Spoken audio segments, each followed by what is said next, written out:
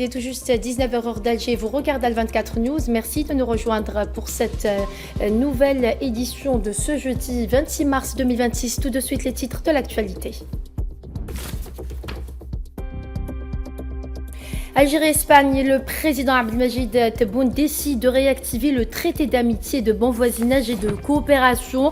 Le président de la République algérienne Abdelmajid Tebboune reçoit le ministre des Affaires étrangères de l'Union européenne et de la coopération du Royaume d'Espagne, José Manuel Álvarez Bueno, et la délégation l'accompagnant.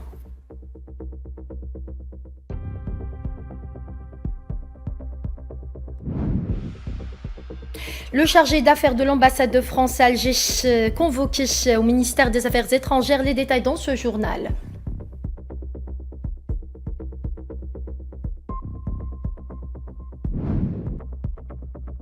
Guerre au Moyen-Orient, le ministre iranien des Affaires étrangères dément toute discussion avec les États-Unis.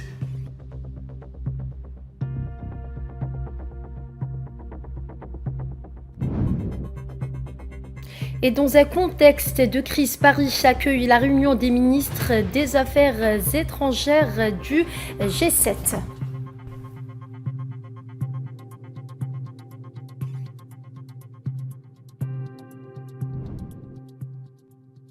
Bonsoir à tous. Si vous venez de nous rejoindre, on entame ce journal avec l'activité du président algérien Abdelmajid Tebboune qui a reçu ce jeudi le ministre des Affaires étrangères de l'Union européenne et de la coopération du Royaume d'Espagne, José Manuel Álvarez Bueno, et la délégation l'accompagnant.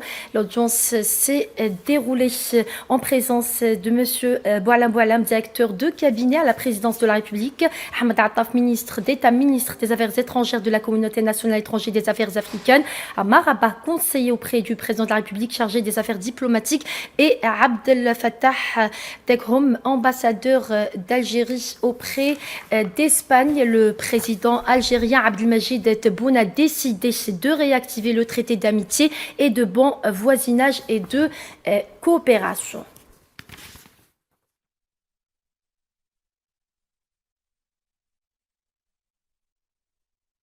Le ministre espagnol des Affaires étrangères, José Manuel Álvarez Bueno, a également été reçu par le ministre d'État et ministre des Affaires étrangères, Ahmed Attaf.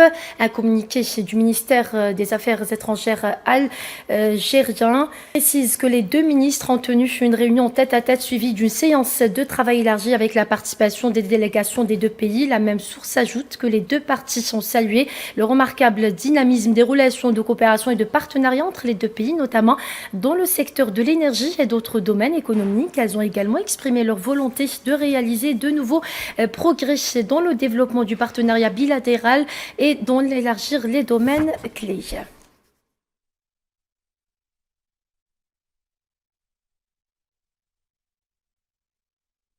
Et avec son homologue espagnol, Ahmed Attaf s'est également entretenu sur plusieurs questions internationales et régionales d'intérêt commun, notamment l'escalade actuelle au Moyen-Orient. Le ministère algérien des Affaires étrangères a précisé que les discussions portaient également sur l'évolution de la situation au Sahel et en Méditerranée.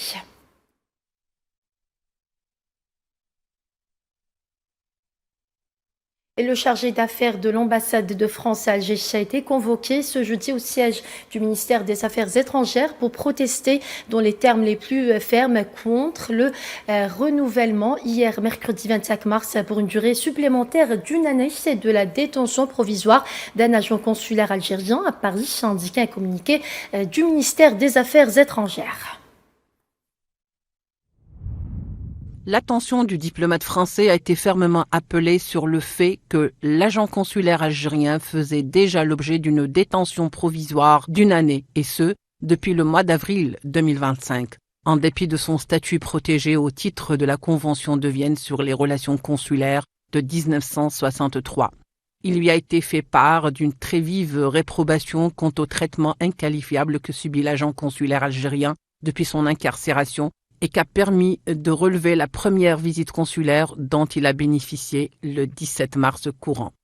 Enfin, il a été notifié au chargé d'affaires français le fait que cette décision difficilement justifiable ou recevable aura inévitablement des conséquences sur le cours normal des relations algéro-françaises. Et la visite de travail d'amitié effectuée mercredi en Algérie par la présidente du Conseil des ministres de la République italienne, Giorgia Meloni, a permis de consolider une alliance multidimensionnelle entre les deux pays, ont souligné des titres de la presse italienne, mettant en avant l'importance de cette coopération face aux enjeux géopolitiques mondiaux.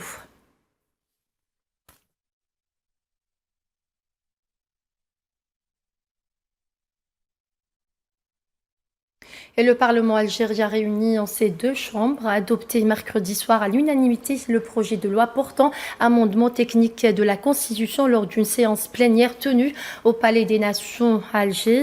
Le texte a été adopté par 542 voix lors d'une plénière présidée par Azouz Nasri, président du Conseil de la Nation et président du Parlement, en présence du président de l'Assemblée populaire nationale, Brahim Bourali, de la présidente de la Cour constitutionnelle, Leila Assouni, ainsi que du directeur de cabinet de la présidence de la République Boualem, en sus de membres du gouvernement et de représentants d'institutions officielles. Cette initiative, qui comporte 12 amendements, vise à améliorer certains aspects purement techniques des dispositions de la Constitution relatives à l'organisation et au fonctionnement de certaines institutions constitutionnelles et instances publiques.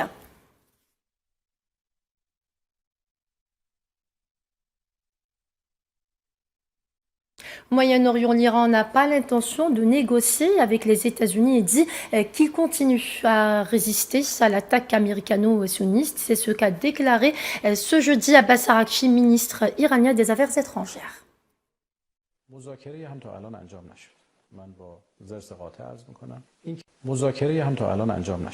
Aucune négociation n'a eu lieu jusqu'à présent. Je déclare fermement qu'il n'y a eu aucune négociation ni dialogue avec la partie américaine. Cependant, ces derniers jours, la partie américaine a commencé à envoyer divers messages via différents intermédiaires. Les messages transmis par nos pays amis et nous répondant en exposant nos positions ou en imitant les avertissements nécessaires ne sont pas appelés négociations ou dialogue. C'est simplement un échange de messages à travers nos amis. Dans le même contexte, le secrétaire général de l'ONU, Antonio Guterres, a déclaré que la paix est la seule issue pour la guerre en Iran, un conflit qui a débuté depuis presque un mois. The number of initiatives for dialogue and peace are underway. Le nombre d'initiatives pour le dialogue et la paix est en cours. Ils doivent réussir. Je viens de nommer Jean Arnaud comme mon envoyé personnel pour diriger les efforts de l'ONU sur le conflit et ses conséquences. Mon message aux États-Unis et à Israël est qu'il est grand temps de mettre fin à la guerre alors que la souffrance humaine s'approfondit, que les pertes civiles augmentent et que l'impact économique mondial devient de plus en plus dévastateur. Et mon message également à l'Iran est d'arrêter d'attaquer leurs voisins qui ne sont pas partis au conflit. Et le secrétaire général des Nations Unies, Antonio Guterres, a désigné mercredi le Français Jean Arnaud pour être son envoyé personnel. Il sera chargé de diriger les efforts de l'ONU concernant le conflit au Moyen-Orient et ses conséquences.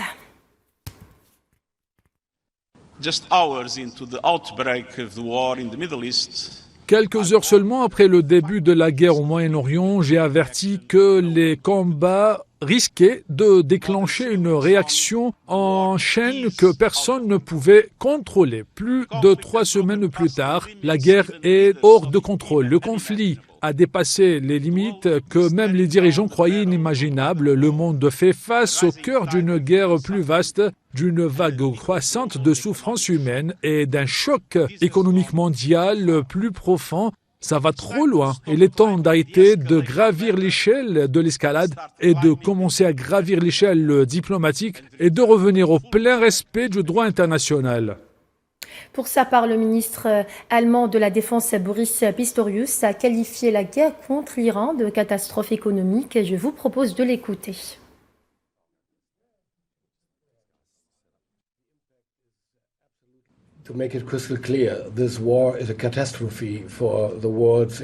Pour être parfaitement clair, cette guerre est une catastrophe pour les économies mondiales. L'impact est absolument évident. Déjà, après un peu plus de 2 semaines, la fermeture du détroit d'Ormuz a des répercussions sur toute la région Indo-Pacifique, y compris d'Australie. mais surtout pour le Japon, qui dépend à plus de 50% de ses importations via le détroit d'Ormuz. Il s'agit donc d'un impact réel et dans le même temps, nos partenaires européens et l'Allemagne également, comme nous l'avons souligné dès le début, n'ont pas été consultés. Personne ne nous a demandé notre avis, ce n'est pas notre guerre. Et par conséquent, nous ne voulons pas être entraînés dans ce conflit pour être parfaitement clairs. Ce dont nous avons besoin maintenant, c'est d'une solution diplomatique au plus vite. Nous exigeons la fin des combats et des massacres et cet appel s'adresse bien sûr aux États-Unis, mais surtout à l'Iran qui attaque ses partenaires dans la région. Autre information de ce journal, l'Irak décidait à répondre à toutes les attaques sur son territoire pour la légitime défense. وشدد الاجتماع على أن الأجهزة الأمنية La réunion du Conseil ministériel pour la sécurité nationale a souligné que les agences de sécurité accomplissent leurs devoirs nationaux en assurant la sécurité et la stabilité conformément à la Constitution et à la loi, y compris la Commission des forces de mobilisation populaire qui représente l'un des piliers de notre système de sécurité nationale. Cela exige que tout protège les membres des forces armées de cette formation de sécurité et qu'aucune partie ou entité ne puisse agir en dehors du cadre légal. La question de l'eau est devenue vitale dans le conflit au Moyen-Orient après les menaces du président américain Donald Trump d'attaquer des centrales de traitement d'eau iraniennes. La République islamique a promis d'en faire de même. Quels enjeux et quelles conséquences en cas de ciblage de ces infrastructures? Élément de réponse avec Safouan Ben Sabri, Réci Iman Barat. La question de l'eau est désormais une question de première importance dans le conflit entre l'axe américano-sioniste et l'Iran. Dans tous les conflits armés, l'environnement géographique joue un rôle majeur. Les pays du Golfe pâtissent d'une géographie ingrate en temps de guerre, les mettant dans une situation sensible en cas d'attaque contre les infrastructures énergétiques gazières, pétrolières et hydrauliques. Dans sa 4e semaine, la guerre au Moyen-Orient franchit un seuil critique, celui de l'eau, pouvant faire basculer le conflit dans une dimension existentielle pour les États concernés, jusque-là épargnés. Les usines de dessalement d'eau de mer sont aujourd'hui exposées. Le Koweït, l'Arabie saoudite, le Qatar et les Émirats arabes unis ou encore Bahreïn dépendent de manière vitale de l'eau potable issue de leurs usines de dessalement. Entre 80 et 90% de l'approvisionnement en eau des pays du Golfe dépend de ces usines, mettant ces pays en état de stress hydrique permanent en cas d'attaque sur les centrales hydrauliques. Une baisse drastique dans l'approvisionnement en eau pourrait avoir pour conséquence une catastrophe humanitaire. Les réserves en eau en cas de crise vont de 2 à 7 jours, laissant la porte ouverte à tous les scénarios en cas de pénurie dépassant cette durée. Une crise de l'eau pourrait potentiellement donner lieu à un exode dans les grandes villes. Et puis, des rationnements avec un effet domino sur l'économie, le tourisme, l'industrie et les centres de données, très consommateurs d'eau pour être refroidis. C'est suite aux menaces de Donald Trump d'attaquer des centrales énergétiques iraniennes que l'Iran a envisagé des représailles envers les ressources en eau des pays du Golfe. Au Liban, depuis le début des frappes militaires sionistes, la ville côtière de Tyr et ses environs subissent des attaques dévastatrices provoquant morts, blessés et déplacements massifs. On fait le point avec Naïla Hamouda. Depuis le début des opérations militaires sionistes au Liban, la situation dans les régions frontalières s'est détériorée à un rythme alarmant. De nouvelles frappes ont visé des zones proches de la ville côtière de Tyr, provoquant d'immenses panaches de fumée noire et touchant des zones résidentielles, ce qui intensifie la pression sur des populations déjà vulnérables. Les villages de Kantara, Harouf et Aynata ont été particulièrement affectés, avec des destructions massives d'infrastructures et d'habitations. Selon le ministère libanais de la Santé, les frappes ont fait 5 morts et 19 blessés dans les localités de Harouf, Toulin et Kounin. Le bilan des victimes dans le secteur de l'urgence médicale s'alourdit. Depuis le début du mois, 42 secouristes ont perdu la vie dans l'exercice de leurs fonctions, ce qui soulève de graves accusations contre l'armée sioniste de ciblage délibéré des équipes de sauvetage. Les déplacements dépassent désormais la capacité d'accueil du pays, obligeant de nombreuses familles à passer la nuit dans les rues, les véhicules ou les espaces publics. Le bilan humanitaire est dramatique. Plus d'1 million de Libanais ont été déplacés, soit environ 18% de la population, avec près de 132 000 personnes hébergées dans des centres collectifs. Plus de 250 000 personnes ont quitté le Liban au cours des 2 dernières semaines, soit une augmentation de 40% par rapport à la période précédente. L'occupation sioniste a également lancé des tracts aux habitants de Mashgara, Tyr et Bourj el-Shamali, ordonnant l'évacuation immédiate des habitants. L'objectif affiché est la création d'une zone tampon, une politique de facto de contrôle territorial accentuant la détresse civile.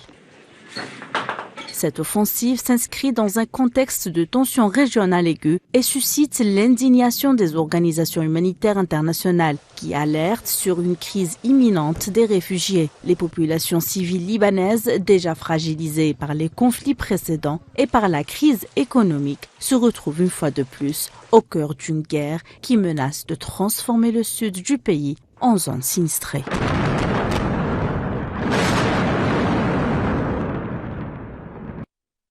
Réagissons à la situation au Liban. L'Espagne dénonce une possible destruction de ce pays sur le modèle de Gaza. Pour plus de détails, écoutons Pedro Sánchez, Premier ministre espagnol. Más de 4 millones de personas desplazadas en Irán y en Líbano. Plus de 4 millions de personnes ont été déplacées en Iran et au Liban depuis le début de la guerre. Le Premier ministre israélien Netanyahou encourage dans le but est d'infliger au Liban la même situation et souffrance que celle infligée à Gaza. Une réponse cruelle et illégale du régime iranien envers ses pays voisins que nous condamnons et rejetons car un acte d'illégalité ne peut être répliqué par un autre. En Palestine occupée, l'agression génocidaire sioniste contre la bande de Gaza a fait 72 267 martyrs et 171 976 blessés, en majorité des femmes et des enfants, depuis le 7 octobre 2023. Selon un nouveau bilan communiqué ce jeudi par les autorités sanitaires palestiniennes, les corps de 2 martyrs ainsi que 17 blessés ont été transférés vers les hôpitaux de Gaza au cours des dernières 24 heures, indiquait la même source. De nombreuses victimes se trouvent encore sous les décombres. Pour rappel, depuis l'entrée en vigueur du cessez-le-feu le 10 octobre 2025, 691 Palestiniens sont tombés en martyrs et 1876 autres ont été blessés, tandis que les corps de 756 martyrs ont été récupérés, ajoutait la même source.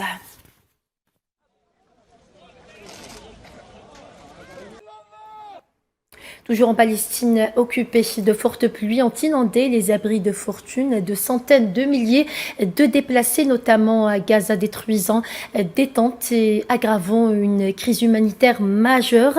Ces intempéries hivernales marquées par le froid et le vent exposent les populations à l'hypothermie, aux maladies et à l'insalubrité, selon l'UNRWA et l'UNICEF.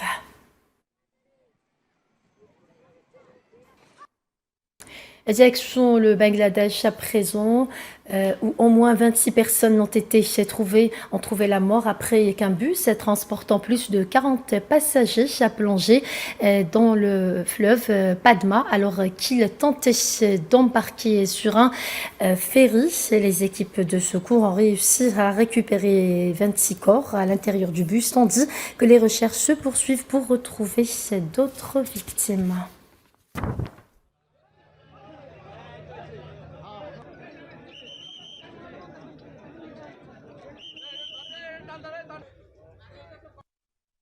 Et la Thaïlande fait face à une flambée des prix des carburants et à des tensions d'approvisionnement provoquant des files d'attente aux stations-service. Le gouvernement a plafonné le prix du diesel pour 15 jours et déconseillé de stocker l'essence. Malgré des réserves nationales, des ruptures localisées sont signalées liées à la crise énergétique mondiale liée à la guerre au Moyen-Orient.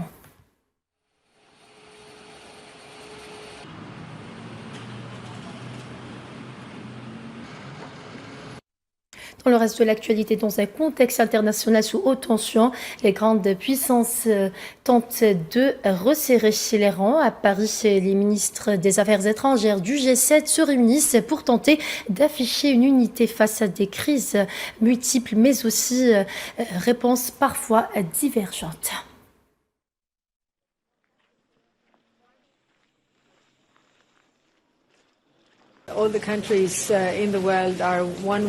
Tous les pays du monde sont d'une manière ou d'une autre affectés par cette guerre. Il est donc dans l'intérêt de tous que cette guerre cesse. C'est pourquoi nous faisons aussi de la sensibilisation.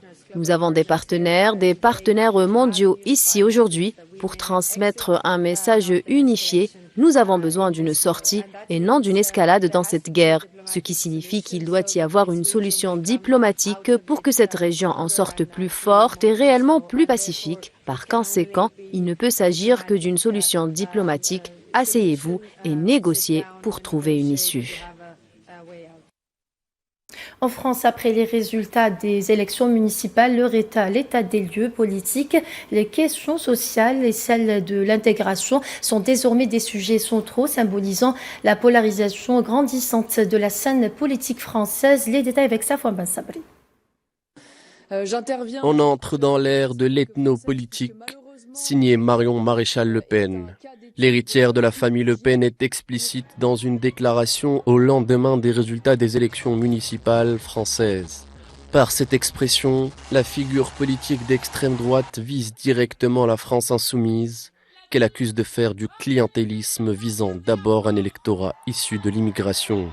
La France insoumise a fait des percées dans des villes telles que le Blanc-Ménil ou Roubaix, où l'immigration est fortement présente, confirmant un penchant à gauche de ces populations et une gauche insoumise qui mise dessus. Ce constat met en relief une réalité amère en France. La vie politique est depuis plus d'une décennie ethnicisée. Des partis tels que Reconquête ont pour thème principal l'immigration ou le grand remplacement. Même son de cloche côté Rassemblement national qui, malgré une dédiabolisation, reste ancré dans l'inconscient collectif comme étant le parti qui sauvera l'identité de la France. Bruno Retailleau, chef de file des Républicains, participe lui aussi à la droitisation de la scène politique. Sa prise de parole après les élections en dit long. L'ex-ministre de l'Intérieur reproche à LFI le chaos social et au Rassemblement national son programme économique. Le Rassemblement national qui était hier hors champ républicain n'est plus visé pour son idéologie mais pour son programme économique seulement. Le Rassemblement national n'est donc plus un adversaire sur des questions de vivre ensemble ou d'intégration, mais sur des politiques économiques. Preuve en est que l'intégration a échoué en France après plus d'un demi-siècle de présence en territoire français. Les descendants d'immigrés n'ont plus que la France insoumise pour les défendre. Et la France insoumise n'a plus que les Français d'origine étrangère pour voter pour elle. Sport football, avant de clôturer ce journal, ce jeudi matin, la sélection nationale algérienne a effectué son dernier entraînement à Turin, en Italie, avant de se déplacer à Gênes à la veille d'un match face au Guatemala qui se jouera demain vendredi 27 mars à 20h heure d'Alger. On va directement au point. On suit beaucoup le championnat d'Algérie et les joueurs qui sont dans le championnat d'Algérie. À Dortmund, on va à Schleff. C'est pas essentiel si je vais à Dortmund ou bien à Schleff pour regarder des joueurs. Pour moi, l'essentiel, c'est ceux qui font les joueurs dans les clubs où ils jouent. Dans le football en Algérie et dans les clubs d'Algérie, il y a des joueurs qui sont intéressants. Et si vous voyez dans la convocation de ce stage, il y a deux joueurs qui jouent en Algérie. Déjà ça fait du bien, ça fait plaisir de retourner en sélection. C'est vrai que j'ai loupé le rassemblement avant la CAN et la CAN à cause de l'opération. C'est vrai que c'était une compétition que je voulais jouer à tout prix. Mais après c'est comme ça, ça fait partie du jeu, c'est le football. Et là je suis très content de revenir. Très content de revenir. On a 2 matchs amicaux pour préparer la Coupe du Monde. Inch'Allah, on espère faire de belles prestations pour nous. Comme on le sait, il y a beaucoup d'Algériens qui nous suivent partout. Forcément, on va essayer de faire de bonnes prestations, comme à chaque fois. On sait qu'ils sont pas mal derrière nous. On sait qu'il y a beaucoup d'attentes, à juste titre. Je l'entends, c'est comme ça, c'est la sélection algérienne. Nous, ce qu'on veut, c'est avoir le maximum de certitude. Et je pense que pour ça, il faut qu'on aille tous dans le même sens et pourquoi pas, Inch'Allah, être prêt le plus possible. Et bien sûr, on sait que dès demain, je pense qu'il y aura quand même pas mal d'Algériens pour nous soutenir. Et voilà, c'est ainsi que s'achève ce journal. Merci à vous de votre fidélité. Excellente suite des programmes sur Al24 News et à demain.